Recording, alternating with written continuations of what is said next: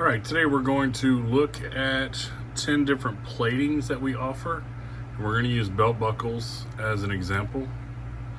So on these four, the top row are all antiqued and the bottom is polished. So let's take a look. So we have antique silver, we have a polished silver, we have an antique brass, we have a polished brass, we have an antique copper, we have a polished copper, we have an antique gold, we have a polished gold, and here we have a black metal, and then here we have black nickel. It's coming off a little shiny. So this is a black nickel.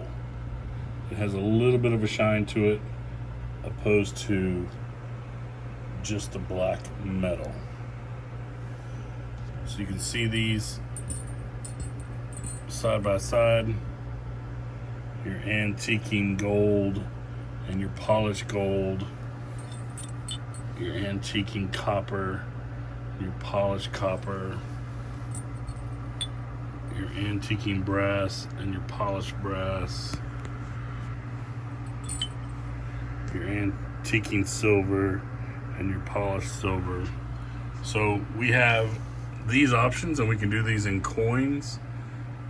We can do these in coins also.